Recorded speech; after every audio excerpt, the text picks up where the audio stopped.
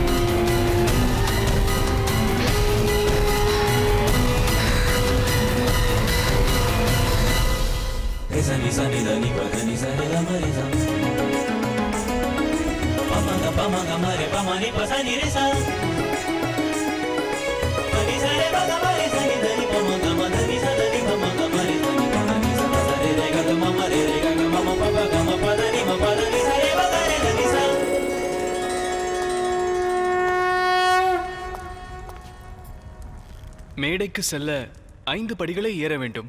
விவாக சடங்குகள் நடந்து கொண்டிருக்கின்றன. ஏற்பாடுகள் பெரும் ஆடம்பரமாக உள்ளதல்லவா? ஹஸ்தினாபுரம் மொத்தமும் இப்போது அரண்மனைக்குள் தான் உள்ளது. அவர்களின் எதிர்கால சக்கரவர்த்தியின் விவாகம் அல்லவா? ஆங்காங்கே யாகங்கள் நடக்கின்றன. எங்கு திரும்பினாலும் புஷ்பத்தின் மனம் வீசுகின்றது. அதை என்னாலும் உணர முடிகிறது பாண்டு. மல்லிகையின் மனம், சாமந்தியின் வாசனை. தாம் ஒரு பெரும் வல்லவர்தான். அவ்வப்பொழுது நான் எனது 2 விழிகளை மூடி ஒரு பொருளை அறிவதற்கு முயற்சி செய்வேன். ஆனால் முடியாது என்னால். பாண்டு, ஸ்பரிசம் கொண்டு எதையும் அறியும் விழியற்றவனுக்கு எவ்வாறு பார்வை வாழ்வில் கிடைக்காதோ அதுபோன்று பார்வையுள்ள ஒருவன் கண்மூடி குருடனாக இயலாது. இவ்விடத்திலிருந்து வாசல் வரை உள்ள பாதையில் மலர் தூவப்பட்டுள்ளது.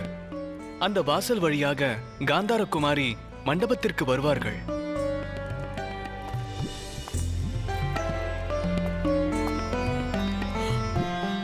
என் விவாகத்தின் சடங்குகள் எப்போது துவங்கும் பாண்டு?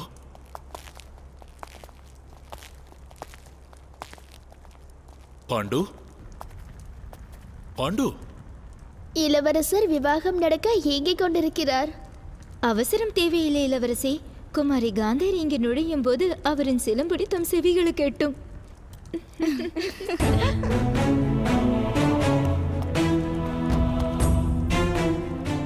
மன்னியுங்கள் அண்ணா, அலங்கார வேலைகளை பார்வையிடச் சென்றேன். எனக்கு உன்னுடைய உதவியானது தேவையில்லை. செவிகள் இருக்க கவலை எதற்கு? காந்தாரி பிரவேசிக்கையில் அவள் சிலம்பொலி செவிகளுக்கு எட்டும். அந்த சிலம்பொலிகளுக்கு முன்பாக வாழ்த்தொலி பிரவேசிக்கும். ஆனால் தமக்கோ அந்நியாரின் சிலம்பொலி மட்டுமே கேட்கும்.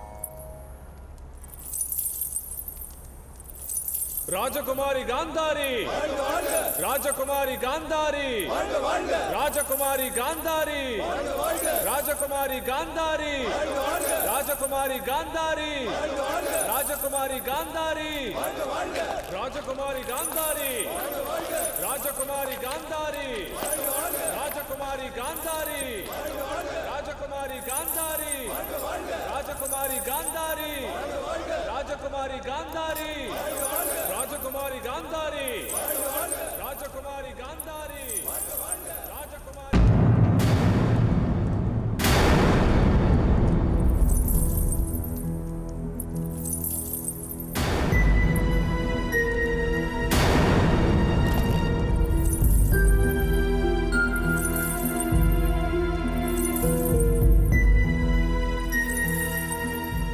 பாண்டு,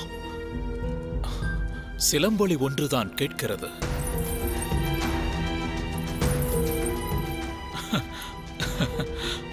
உண்மைதான். என்னிடம் நீ கூறியது சரிதான் பாண்டு. எனக்கு சிலம்பொலி மட்டுமே கேட்கின்றது.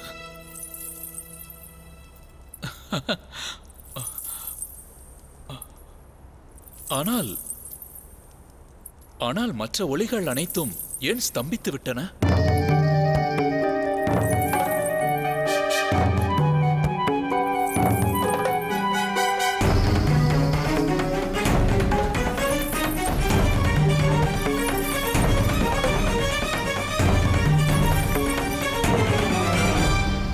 பாண்டு, என்ன நடக்கின்றது? அனைவரும் ஏன் மௌனமாக இருக்கின்றனர்?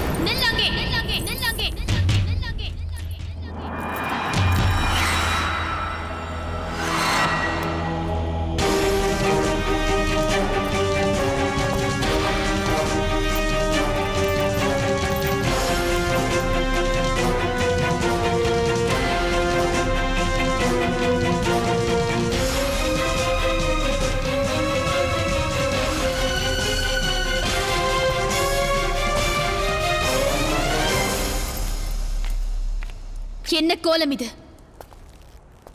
கண்களில் வஸ்திரம் கட்டியதன் காரணம்?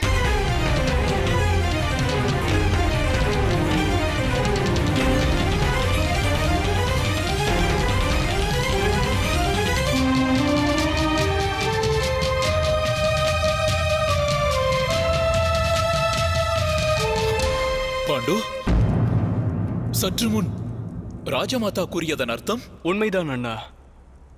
குமாரி வஸ்திரத்தை கொண்டு நேத்திரத்தை மறைத்துள்ளார்.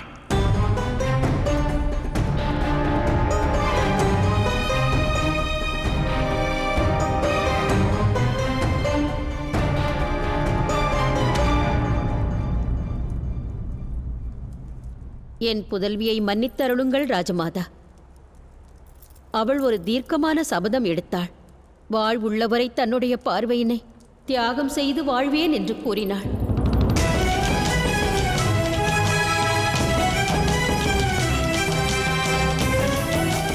மணக்கோலம் பூண்டவள் தன் கண்களை மறைப்பதா? காந்தார மகாராஜா, இதன் அர்த்தம் என்ன? அவள் சபதம் மேற்கொண்டுள்ளாள் ராஜமாதா. நானும் எடுத்துரைத்து பார்த்தேன். ஆனால் முடிவினை மாற்ற முடியாது என்கிறாள்.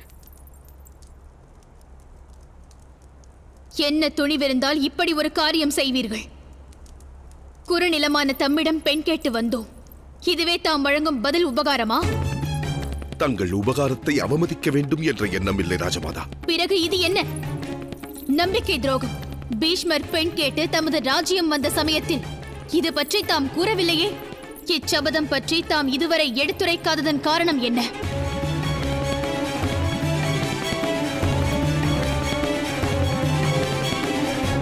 அவள் நேத்திரத்தை மறைத்து வஸ்திரத்தை கட்டி இருப்பதற்கு நான் காரணம் அறிய வேண்டும்.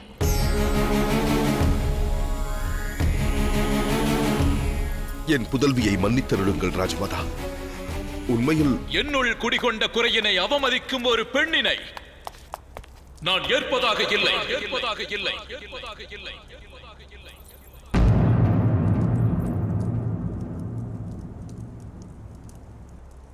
அவளை நான் ஸ்வீகரிக்க மறுக்கின்றேன்.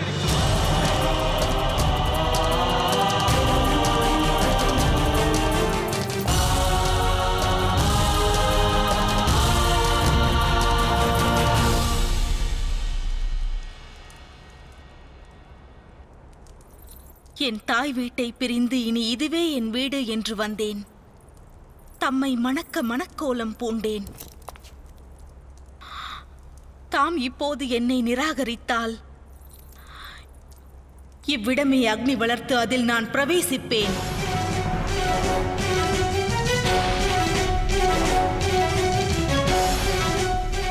மகளே, இங்கு மணக்கோலத்தில் பிரவேசித்த நீ எதற்கு பார்வை மறைத்தாய் என்பதை விளக்கு. பார்வையற்ற திருதராஷ்டிரனின் பாவையாகப் போகும் நீ அவனது வாழ்வில் பார்வையாவா என்றெண்ணினேன். நல் மனைவி தன் கணவனது குறையை நிறையாக்கிக் காட்டுவாள். தம்மை தலைவணங்கி நான் பணிகின்றேன். என்னவரின் குறையை நான் குறையாக எண்ணவில்லை. பிறகல்லவா அக்குறையை நான் நிறையாக்க எண்ண வேண்டும். பெண்ணிற்கு கணவரே கண்கண்ட தெய்வம். அவள் அவரை பின்பற்ற வேண்டும். கணவர்தான் அவளை விட உயர்ந்தவராக இருக்க வேண்டும். எவ்விதத்திலும் அவள் உயர்ந்தவளாக கூடாது.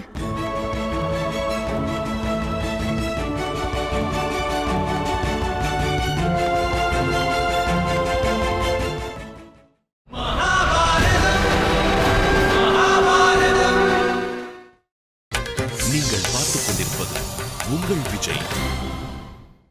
பெண்ணிற்கு கணவரே கண்கண்ட தெய்வம். அவள் அவரை பின்பற்ற வேண்டும். கணவர்தான் அவளை விட உயர்ந்தவராக இருக்க வேண்டும். எவ்விதத்திலும் அவள் உயர்ந்தவளாக கூடாது. நான் பிறந்த குலத்தில் நான் கற்ற தத்துவம் இது. என்னவருக்கு கிடைக்காத எச்சுகமும் எனக்கும் கிடைக்க கூடாது. இவ்வாறு ஒரு முடிவை நான் உன்னுடைய கணவருக்கு நீ கண்ணிற்கு கண்ணாக விளங்கி அகிலத்தின் அழகை விளக்குவாய் என்றெண்ணினேன். பணிகிறேன் ராஜமாதா. அவ்விளக்கத்தை ஒரு தாசியும் வழங்கலாம். ஆனால் குறை கொண்ட ஒருவரின் மனோபாவத்தை குறை கொண்ட ஒருவராலேயே அறிய இயலும். வாழ்வில் கணவன் மனைவி சுக துக்கத்தை சமமாக பகிர்ந்தால்தானே அவர்களுடைய விவாக வாழ்வு பூரணத்துவம் பெறுகிறது. நாம் சிற்பத்தை கண்டு ரசிக்கின்றோம். ஆனால் ஒரு சிற்பம் எவ்வாறு வடிக்கப்படும் என்பதை சிற்பியே அறிவான். அதை நாம் அறிய இயலாது. நாம் அனைத்தையும் அறிய வேண்டுமெனில் அனுபவம் கொண்டே அறிய இயலும்.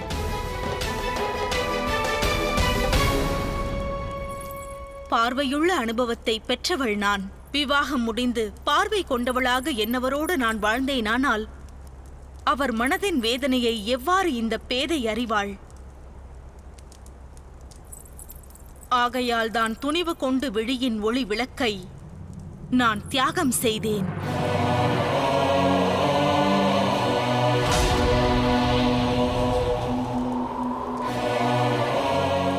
இவ்வாறு ஒரு தீர்மானம் எடுப்பதற்கு முன் தீர ஆலோசிப்பது அவசியமல்லவா மகளே? ஆலோசனை மூலம் தீர்மானம் எடுக்கலாம். ஆனால் இதயத்தின் தூய உணர்வோடு எடுக்கப்படுவதுதான் முடிவு. எண்ணங்களில் கபடம் வெளிப்படலாம். உண்மையான முடிவில் என்றும் கபடம் இருக்காது.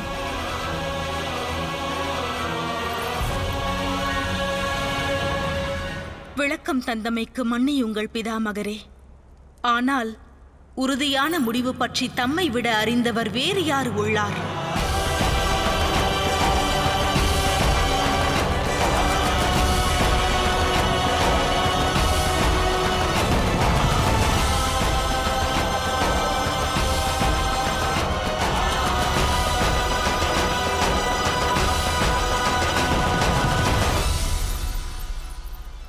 நான் அனைவரையும் வேண்டுகிறேன்.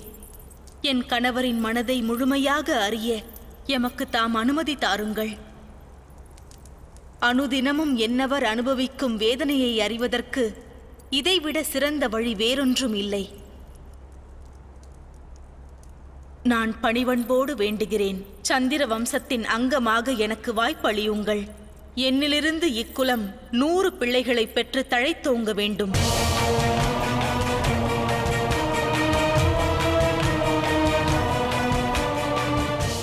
எனது விவாக வாழ்வில் கணவரோடு காரிருளில் நானும் பங்கெடுத்து ஒரு தவ வாழ்வினை மேற்கொள்ள விரும்புகிறேன். எனது இந்த கூற்றை கேட்ட பிறகு இந்த அவையோர் எடுக்கும் முடிவென்ன? ராஜகுமாரி காந்தாரி, ராஜகுமாரி காந்தாரி, ராஜகுமாரி காந்தாரி.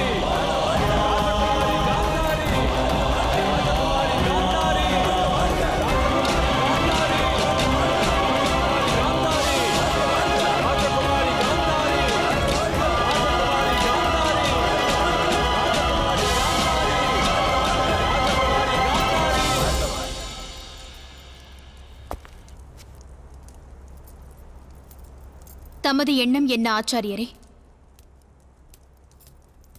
இது ஒரு இக்கட்டான சூழல் ராஜமாதா. குமாரி காந்தாரி எடுத்திருக்கின்ற இந்த வினோத முடிவானது எந்த சாஸ்திரத்திலும் இல்லை. இளவரசருக்கும் அம்முடிவு மகிழ்வை தரவில்லை. இவ்விவாகத்தில் ஐயம் சூழ்ந்துள்ளது. கணவனும் மனைவியும் அன்பு கொண்டவர்களாக இல்லையெனில் அவரின் சந்ததி நல்வழிப்படாது.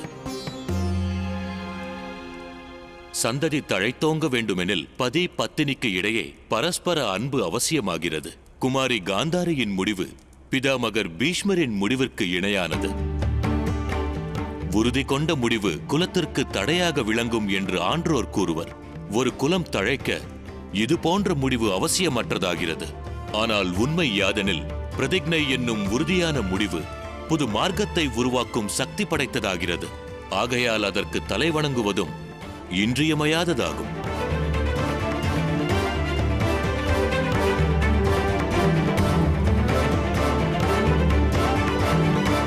குமாரி காந்தாரி எடுத்துள்ள ஒப்பற்ற முடிவில் அவரின் அற்புதமான சமர்ப்பணம் தெரிகிறது. கங்கை மைந்தரே, எனது அபிப்பிராயத்தை கூறுகிறேன். குமாரர் திருதராஷ்டிரர் குமாரி காந்தாரியை முழுமனதோடு ஏற்க வேண்டும். இல்லாளை அன்பு பாராட்டி அகத்தில் ஏற்றால் இளவரசர் திருதராஷ்டிரர் இந்த ஜகத்தையே ஆளலாம் என்று அறிவுறுத்துகிறேன்.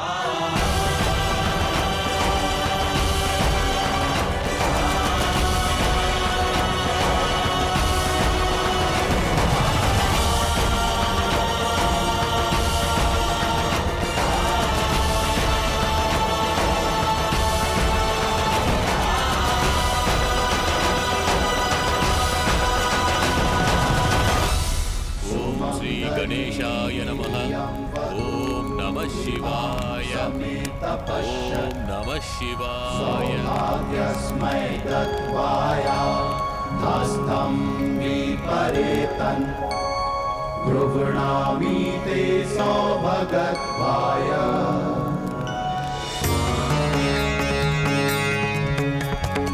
उषाद्वैतो नयतो हस्तगृहा अश्विना वप्रमहतां दधेना ग्रहाणकच्छ ग्रहपत्नी यतसो वशिनी त्वं विदधमापदासि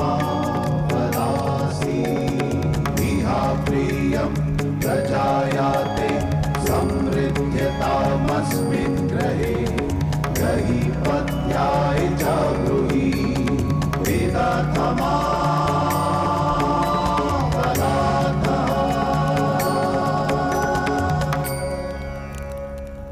விவாகம் சம்பூர்ணமடைந்தது.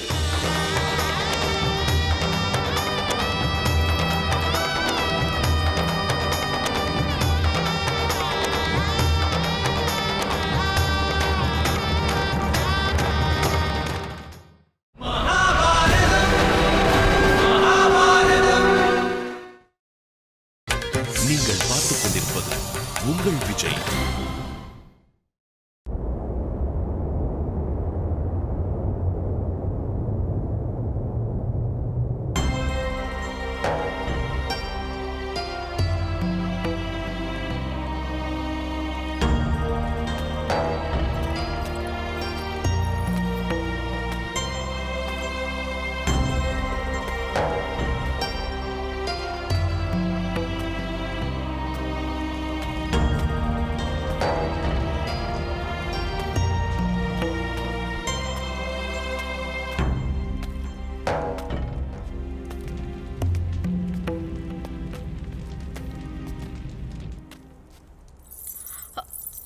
சுக்தா, இந்த வஸ்திரம் சரியற்றதாகும். என்ன கூறுகிறீர்கள்? இது தமது அழகை இன்னும் கூட்டுகிறது. சிகப்பு மணிகள் உள்ளன, மஞ்சள் மற்றும் நீல கற்கள் இதில் நெய்யப்பட்டுள்ளன. இங்குள்ள தீபத்தின் ஒளியினில் தாம் காட்சி தரும்போது தம்மில் 1000 சூரியன் ஒளிர்வது போல் தோன்றுகிறது. காட்சி என்றால் யாருக்காக அந்த காட்சி? என்னவருக்கு அக்காட்சி தெரிய போகிறதா? குமாரி, காட்சி என்பது இனி காந்தாரிக்கும் இல்லை. என் அலங்காரத்திற்கு தேவை புஷ்பங்கள், வாசனை, நறுமணம் தேவை. என் வஸ்திரத்தில் சிறு சிறு மணிகளை கோர்த்துவிட அதன் ஒலி என்னவரின் செவிகளுக்கு இன்னிசையாகும் அல்லவா?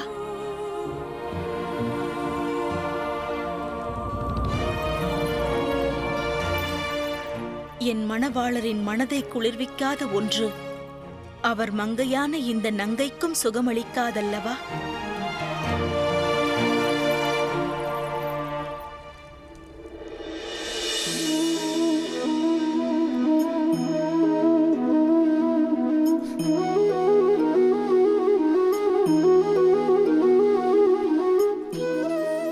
வாழ்வின் ஒவ்வொரு கட்டத்திலும் முடிவெடுக்கும் தருணம் உருவாகிறது. நடக்க வேண்டிய நிகழ்வுகளுக்காக முடிவெடுக்க வேண்டியது அவசியமாகிறது. அந்த முடிவும் தன்னுடைய தன்மையை வெளிப்படுத்துகிறது. மானிடர் தம் வாழ்வில் எடுக்கும் முடிவு 2 விளைவுகளை விளைவிக்கும். நன்மையையும் உருவாக்கும், அது தீமையையும் வாரி வழங்கும். அது வேறொருக்கும் சக்தி படைத்தது. இன்னல் ஒன்று தோன்றுகையில் மனமானது சஞ்சலம் அடைகிறது. வேதனை மனதை வியாபிக்கிறது. முடிவெடுக்க வேண்டிய தருணம் யுத்தமாகிறது. மனித மனமானது யுத்த பூமியாய் மாறுகிறது. இக்கட்டான சூழலை போக்கும் உபாயத்தை மானிடர் தேடுவதில்லை. மனதினை சாந்தப்படுத்துவதற்கே அவர்கள் முயல்கின்றனர். ஆனால் ஓடிக்கொண்டே உணவருந்த இயலுமா என்ன? இயலாது. யுத்த களமாய் மாறிய மனிதனின் மனதால் சுத்த முடிவை எடுக்க இயலுமா? ஒருவன் தன்னுடைய வருங்கால முடிவை அமைதியான மனதோடு எடுத்தால் வரும் காலம் சிறப்பாகிறது. அதே சமயம் மனதை அமைதியடையச் செய்ய வருங்கால முடிவை ஒருவன் எடுத்தால் அவன் வருங்காலம் புதிராய் மாறி முட்கள் நிறைந்த விருட்சமாகிறது. தாம் எடுக்க உள்ள முடிவு எது?